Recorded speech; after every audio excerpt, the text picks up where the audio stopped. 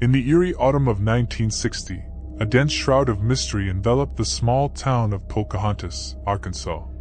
The residents lived their lives in a peaceful rhythm, their worries confined to the ordinary tribulations of small-town existence.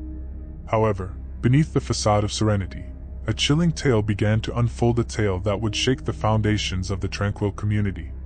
It all started with whispers in the wind and hushed conversations in dimly lit taverns.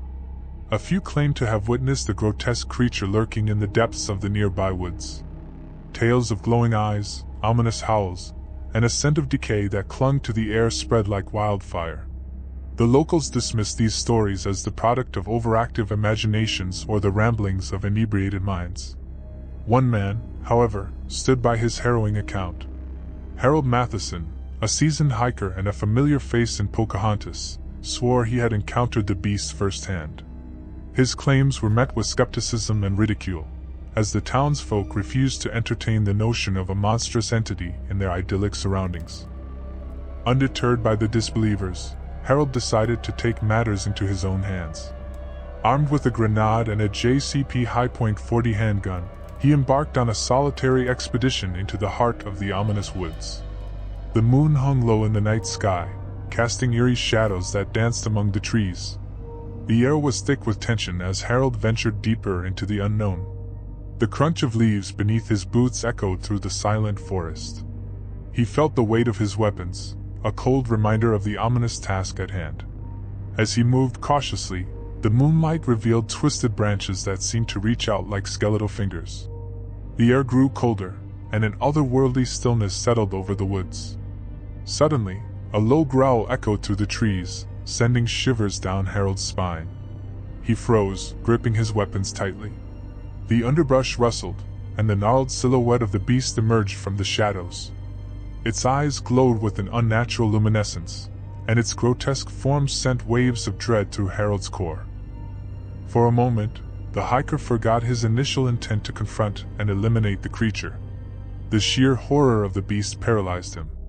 A grotesque fusion of nightmare and reality stood before him, a creature that defied all reason and logic.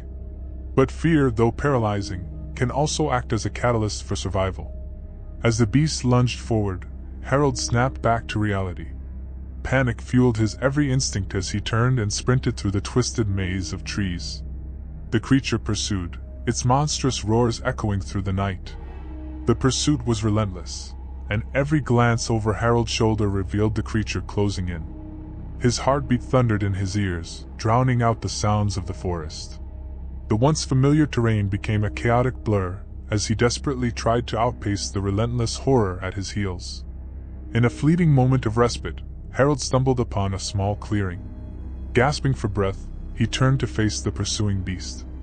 The creature, now mere feet away, paused and regarded him with malevolent eyes. The moonlight revealed jagged teeth and matted fur, adding to the nightmare that had become his reality.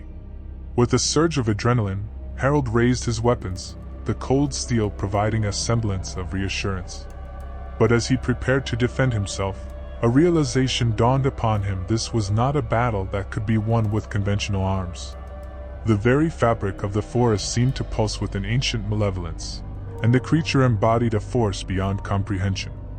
In an act of desperation, Harold unleashed the grenade, hoping to deter the beast. The explosion rattled the clearing, but the creature emerged unscathed, its eyes ablaze with a feral intensity.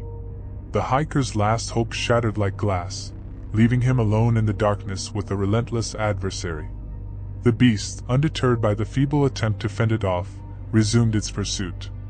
Harold, now resigned to his fate, faced the creature with a grim determination. The JCP .40 handgun felt like a triviality in the face of such malevolence. As the creature closed the distance, Harold's mind raced through fragments of his life, memories of family, friends, and the simple joys of existence. But these reflections offered no solace in the face of impending doom. The grotesque entity loomed over him, its breath hot and putrid against his face. With a surge of primal instinct, Harold fought back. The handgun discharged, its deafening roar resonating through the forest. The creature recoiled momentarily, but the hiker's dwindling strength proved no match for the relentless foe. The struggle continued, an agonizing dance between predator and prey. In the final moments, as Harold's grip on consciousness waned, he glimpsed the abyss within the creature's eyes. It was not just a beast, it was a manifestation of the primeval darkness that lurked in the heart of the woods.